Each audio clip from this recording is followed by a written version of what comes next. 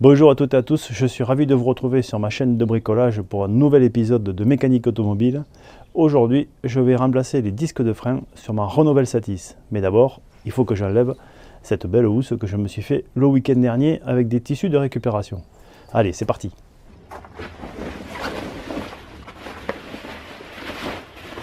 Je vous ai fait il y a quelques temps de ça une vidéo sur les contrôles à faire sur les plaquettes et les disques. Elle apparaît ici. Mais aujourd'hui, avant de monter les disques, je vais laisser mon assistant dans l'atelier vous expliquer quelques précautions supplémentaires. Pendant ce temps-là, moi je vais démonter la roue avant.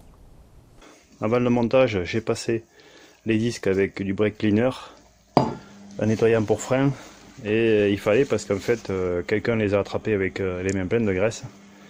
Donc il ne faut pas monter des disques comme ça. Il faut les nettoyer avant de les monter. J'étais tellement pressé de commencer que j'en ai oublié de vous parler de quelques éléments importants. Le premier, c'est de se protéger les mains. Le deuxième, c'est de ne jamais travailler sur un cric tout seul. Donc je vais mettre une cale derrière. Ensuite, j'avais commandé des Bosch et j'ai reçu des ATE. Alors ils disent que c'est des pièces originales, je veux bien. Mais en termes de qualité de fabrication, eh bien, je ne sais pas trop ce que ça vaut. Ces disques sont revêtus et le revêtement part avec le freinage, donc il n'y a rien à faire. Ça va éviter d'avoir de la corrosion ici qui s'installe près du moyeu et ça va donc augmenter sa durée de vie. Et ça va surtout éviter que le disque envoie de la corrosion sur les jantes. Si vous montez des disques de frein qui ne sont pas revêtus, il faut protéger ici la partie qui ne sert pas au freinage avec de la peinture.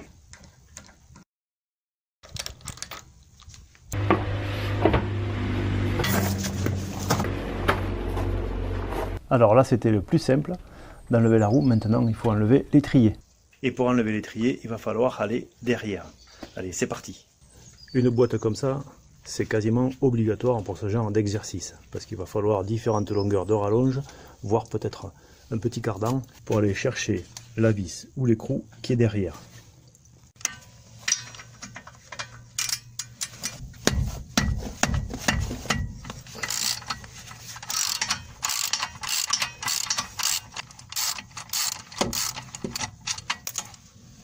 Alors arrivé à cette étape, eh bien un petit outil comme ça est indispensable pour accrocher l'étrier. Ça y est, l'étrier est déposé, il est attaché à l'amortisseur. Donc maintenant il ne reste plus qu'à déposer le disque. Alors je ne les ai jamais démontés, ils sont d'origine, du coup on risque d'avoir des difficultés ou pas. J'espère que les vis vont sortir facilement.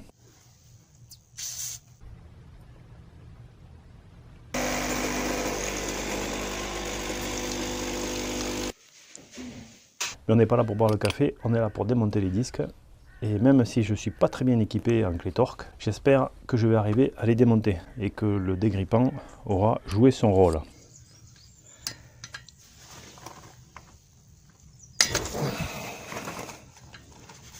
Et ça y est, c'est passé. Punaise, c'est super ça.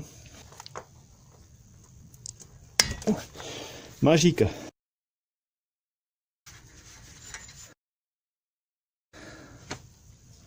Ah, on a beau dire, hein. Elle est presque neuve cette vis.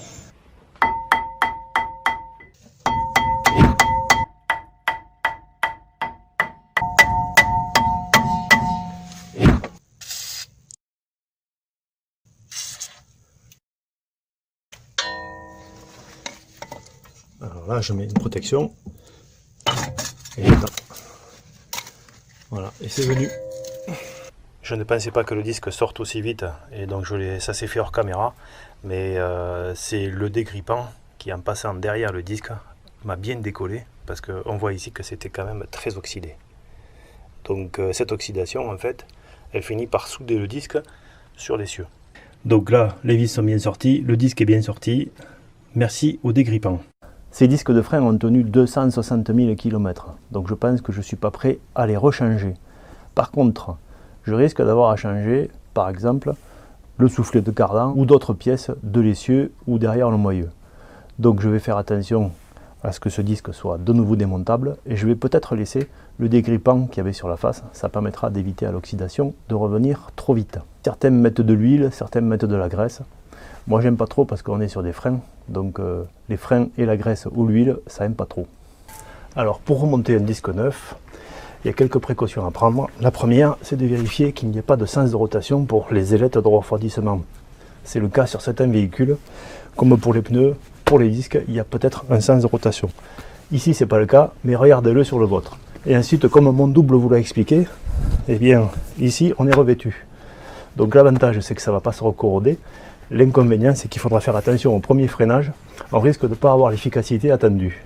Pour le reste, je ne vais pas me poser plus de questions que ça, je vais les remonter directement.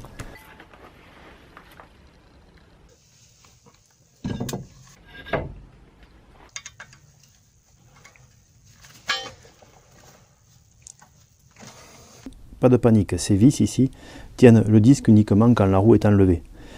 Ces vis ne transmettent aucun effort. Les efforts sont transmis par les goujons de roue.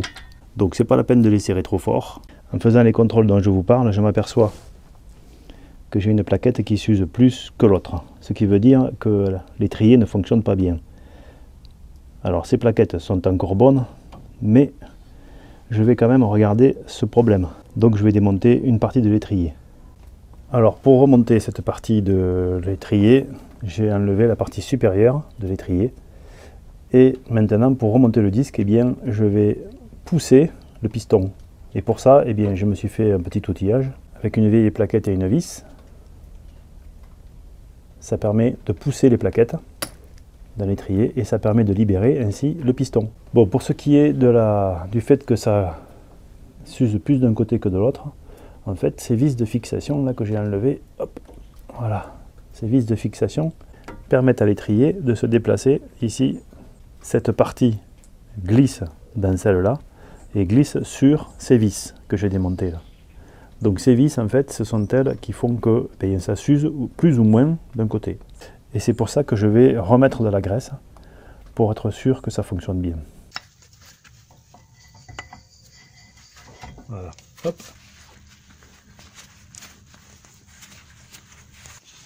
Bon, il faut remonter les bouchons ici des deux côtés pour éviter que les saletés aillent altérer la graisse qui est à l'intérieur. Et bien il faut remettre les bouchons. Le disque est remonté, les plaquettes sont remontées, je ne les ai pas changées. On peut les changer, moi elles étaient bonnes encore donc je ne les ai pas changées.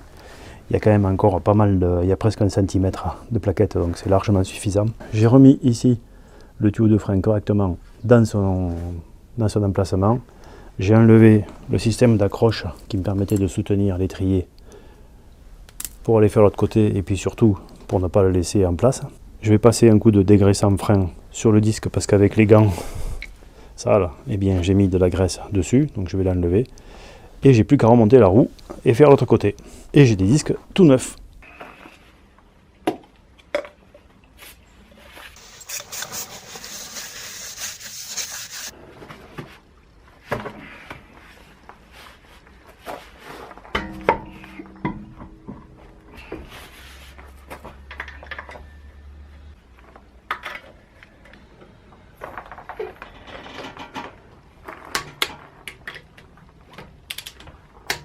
Alors j'ai eu une chance terrible, je n'ai pas eu d'oxydation importante sur les vis, je n'ai pas eu d'oxydation importante sur les disques, et tout ça m'a permis de sortir les disques de façon relativement facile. Ce n'est pas toujours le cas, et des fois on galère un petit peu plus pour les sortir. Mais c'est quand même très rare, sauf si votre voiture est complètement rouillée. J'ai remplacé ces disques de frein parce qu'au freinage, lors notamment des décélérations importantes qu'il y a sur les sorties d'autoroute, où on passe de 130 à 90 voire 70 tout de suite, au freinage j'avais un déséquilibre, j'avais des vibrations. Ce sont des disques, je le rappelle, qui ont 260 000 km et c'est le frein avant. C'est des freins d'origine. Il faut dire que je roule doucement, que je ne suis pas toujours sur les freins et que je fais des grands trajets. Le disque de remplacement, il m'a coûté 70 €. La paire m'a coûté 70 €. C'est vrai que c'est déjà un budget pour certains d'entre vous, je le reconnais, mais les disques de frein c'est très important. Donc si vous pouvez et que vous avez des problèmes, eh bien il ne faut pas hésiter à changer les disques en même temps que les plaquettes. Bien souvent on ne change que les plaquettes, or les disques aussi ils s'usent. Je l'ai dit en début de vidéo, mais ce disque est revêtu. Il y a une protection anti-corrosion, sauf que la protection, elle est sur tout le tour du disque. Donc ici, sur la partie de freinage, il faut être vigilant, notamment lors des premiers freinages. Je ne sais pas trop ce que ça peut donner. Ils disent que ça s'en va au premier freinage, on va voir. Comme on a écarté les plaquettes, normalement, ça devrait s'enfoncer à fond. Voilà, ça s'enfonce à fond. Alors il faut jouer 2 ou 3 fois, hop, pour retrouver la bonne position. Et ensuite, eh bien, il faut aller essayer la voiture avant de s'attaquer à un grand trajet. Ah, ça fait du bruit quand même. Hein.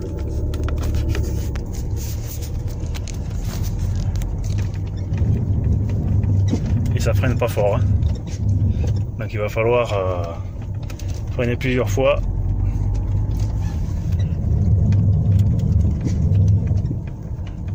À basse vitesse pour enlever ce foutu revêtement. Je pense. Les premiers tours de roue, les premiers freinages ont déjà fait partir le revêtement. Et comme je vous disais, les plaquettes étaient formées aux anciens disques qui étaient légèrement creux. Donc pour l'instant, les plaquettes ne frottent que sur la partie centrale. Mais ça ne va pas durer très longtemps. Au bout de quelques freinages, ça va devenir tout plat. Et pour terminer, après ce petit tour, eh bien, on va vérifier que les écrous soient tous bien serrés, que les boulons de roue soient tous serrés, que ça n'ait pas bougé. Et c'est bon, maintenant on peut considérer l'opération comme terminée. Bien sûr, ce n'est pas un cours de professionnel, je le rappelle, parce que là on est sur des organes de sécurité pour la voiture, ce n'est pas un cours de professionnel, je vous montre juste comment je fais. Si vous vous sentez capable de le faire et que vous voulez le faire et que ça vous intéresse de le faire, faites-le. Sinon, faites appel à un professionnel. C'est important pour votre sécurité. Sur ce disque, il y a l'épaisseur minimum à respecter. Ici, c'est 25 mm. Et quand je le mesure, je suis à 25,2. J'étais pas loin. Et les disques neufs sont à 28. Donc, j'avais usé 3 mm de disque. Ça se voit à l'extérieur et ça se voit ici. Le bricolage d'aujourd'hui, c'était sur la mécanique auto, mais sur cette chaîne de bricolage, on bricole tous azimuts. Et si vous êtes curieux et que vous êtes intéressé au bricolage sur tous les domaines, eh bien abonnez-vous à cette chaîne. Pensez à cliquer sur la notification parce que sinon vous ne serez pas forcément informé de ma prochaine vidéo. Si vous avez aimé celle-ci et que vous pensez qu'elle peut être utile à quelqu'un, eh bien pensez à la partager autour de vous. Je vous dis à très bientôt dans un prochain épisode et d'ici là, soyez curieux, soyez prudents et bricolez bien.